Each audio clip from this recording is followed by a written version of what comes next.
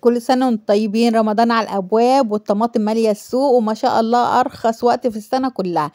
أول ما لقيتها كده قُلت فرصتي الأخيرة لازم ألحق بقى وأجيبها وأخزّنها، بعد ما ابني قال لي على الطريقة الجديدة بتاعة تخزين الطماطم في رف التلاجة، يعني أعمل الصلصة وما احطهاش في الفريزر وتقعد من السنة للسنة ما يجرالهاش أي حاجة وهي على رف التلاجة. إيه الطريقة الجديدة دي بقى هنشوف مع بعض. إحنا جبنا الطماطم بس ما كانتش حمرا أوي، فأنا هاقول لكم هنعمل فيها إيه برضه عشان خاطر توصل للون اللي أنتم شفتوه في الفيديو في الأول ده، هتشوفوه في الآخر إن شاء الله. الطماطم بعد ما قطعناها كويس وشِلنا منها أي حاجة، طبعًا في طماطم دلوقتي فيها حاجات مش كويسة ممكن نشيلوها ونخلّيها زي ما أنتم شايفين كده. بعد ما قطعناها وغسلناها وخليناها زي الفل، بُصّوا مالية الحلة على الآخر ولا يهمكم حطوا ولا يهمكم مش هيجرى أي حاجة. جِبت معلقتين سكر مليانين لأن أنا جايبة 6 كيلو، ممكن تحطي 3 معالق سكر كمان مش هيجرى حاجة عشان خاطر إيه، تبقى ما تعملش حموضة. ورُحت حاطة معلقتين ملح كبار برضه، وجِبت بنجراية كبيرة علشان خاطر لون الطماطم يحمر معايا شوية. وهتشوفوا بعد كده أنا عملت إيه تاني خلّى اللون احمر برضه، كل ما هاعمل فيها خطوة هتلاقوا اللون برضه ظهر معايا أكتر. بعد ما غليت على النار أهي حطيتها على النار عالية، غليت وبعد كده حطيتها على نار إيه واطية كده، وبعدين أول ما غليت طلع عليها الريم من فوق كده بدأت أشيله الريم الأصفر ده. بُصّوا المَيّة بقت قد إيه بعد ما حطيت عليها شوية مَيّة صغيرين عشان تغلي. وبعد كده رُحت جايبة الهاند بلندر، رُحت ضرباها ضربة جامدة خالص كده لغاية أمّا كلّها بقت ما شاء الله زي ما أنتم شايفينها كده pure. ولسه هاعمل فيها إيه تاني، لسه بُصّوا بعد ما ضربتها خالص تمامًا هاجيب المصفى عشان أصفّيها من البذر اللي فيها عشان ما يتعبش المعدة برضه. يعني دي برضه خطوة مهمة جدًا، ما نعبّيش الطماطم هي بالبذر بتاعها، لازم نصفّيها كويس أوي.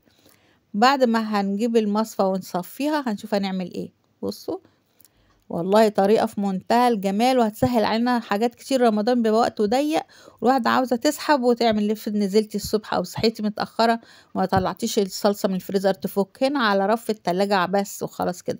بصوا هسيبها بعد ما صفيتها رجعتها على النار تاني عشان لونها برضو ايه يحمر. رجعتها على النار تاني، بصوا فضلت تغلي تغلي تغلي لغاية اما بعد ما كانت قد ايه في الحلة، بصوا نزلت قد ايه. سيبوها لغاية أمّا تلاقوها بتعلّم كده في المعلقة معاكم وتعرفوا إن هي بقت صلصة يعني ما شاء الله تقيلة، تقيلة، تقيلة يعني. بعد كده جِبت البرطمانات وعقّمتها، حطيت فيها مَيّة مغلية ونشّفتها تاني كده عقّمتها وحطيتها في مَيّة مغلية على النار. وبعد كده نشّفوها كويس جدًا وتعبّوا بقى الطماطم. هنا كل خطوة من دول أهم من الخطوة اللي قبلها، عشان تضمني إن الطماطم تقعد معاكِ على رف التلاجة طول السنة ولا يجرى لها أي حاجة. بُصّوا ما شاء الله لونها بقى عامل إزاي، بسبب البنجر وإن أنا حطيتها على النار غليت تاني. هُم دول السببين اللي بيخلّوا الطماطم تفضل حمرا معاكِ كده. وتسبّكيها تمامًا، تمامًا، يعني زي الصلصة كده لمّا بعد ما تخلّصي وأنتِ بتعملي المكرونة. جِبت بقى هنا كاتل وغليت مَيّة، هنشوف غليت المَيّة دي ليه وهنعمل بيها إيه. سِبتها من بالليل للصبح عشان كنت مخلّصاها بالليل، لازم تكون باردة تمامًا، اوعوا تقفلوا عليها وهي لسه سخنة، عشان ممكن الدفا ده أو السخونية دي تعمل عرق أو مَيّة وتدخل جواها تعفنها، عشان إحنا هنسيبها على رف التلاجة، فلازم تبرد تمامًا. ونروح جايبين زيت، عارفين الزيت بقى، ونروح حاطينه على وش البرطمانات كده كلّها. كل برطمانات الصلصة بُصّوا ما شاء الله 6 كيلو عملوا معايا كام، 15 جنيه تقريبًا. بُصّوا عملوا معايا كام برطمان صلصة، اللهم صل على كامل النور، الله أكبر. الصلصة البرطمان الواحد الصغير ده اللي هو 320 جرام تقريبًا أو 360 ب35 جنيه في السوق، في الماركت أو في السوق. شوفوا بقى أنتِ عملتِ كام برطمان صلصة بما شاء الله 15 جنيه بس، هيقعدوا معاكِ طول السنة تسحبي منهم برطمان، برطمان على ما يخلص. وما شاء الله مش هيخلصوا معاكِ، البرطمانات كبيرة. الصلصة بتاعة المكرونة تطلّعي البرطمان وتطلّعي بالمعلقة وتحطّي في الحلة على طول وتسقطي عليها المكرونة يا دوب، فلفل أسود وخلاص وملح. إنما بقى لو هتطبخي حطّي صلصة وروحي حاطّة عليها شوية مَيّة ونزّلي الخضار بتاعِك عليها. ما فيش أسهل من كده، ولا بقى تطلّعيها من الفريزر ولا تفُك ولا تقعدي مش عارفة قد إيه. بُصّوا أهم حاجة نغطّي الوش بتاع الصلصة تمامًا بالزيت. بُصّي أنا بافرد بالمعلقة إزاي، عشان الصلصة متسبّكة وتقيلة فالزيت نزل وركن في حتّة واحدة. فقُلت لأ ما ينفعش كده تبوظ، لازم أغطّيها تمامًا بالزيت. وبعد كده نشوف هنعمل إيه تاني عشان خاطر تتأكدوا تمامًا إن هي مش هيجرى لها أي حاجة إن شاء الله، وهي على رف التلاجة طول السنة ولا هيجرى لها أي حاجة. بسم الله الرحمن الرحيم، اللهم صل على النبي. كل سنة وأنتم طيبين، رمضان جاي خلاص أهو، إحنا بقينا كام شعبان، السنة جريت. لا إله إلا الله سيدنا محمد رسول الله. اللهم قوينا يا رب كده واحتسبنا من الصائمين، آمين يا رب العالمين. اهو بصوا قفلت البرطمانات. هنشوف هنعمل ايه بقى تاني. استنوا ده انا هبهركم. الفيديو ده مبهر والله مبهر، وفعلا فعلا هتدعولي لما هتجربوا الوصفة دي. والحمد لله ان انتوا شفتوا الفيديو في الوقت ده والطماطم لسه رخيصة، ويدوب تلحقوا تنزلوا تجيبوا وتعملوا الطريقة دي. هتسهل عليكم كتير وهتوفر عليكم وقت كتير ومجهود في رمضان. بصوا جبت الحلة تاني اهو، وهرجع فيها البرطمانات تاني. هنشوف هعمل ايه وليه الخطوة دي برضو. كل ده بزود الامان علشان خاطر البرطمانات تبقى محكمة وما يدخلهاش اي هوا، وتفضل معايا طول السنة. بصوا بنزل على مية بتغلي عشان الازاز بتاع البرطمانات يتمدد ويقفل تماما على الغطا ويتبرشم كأنك لسه شارياها. وهوريكم دلوقتي البرطمان وانا بفتحه مش عاوز يتفتح.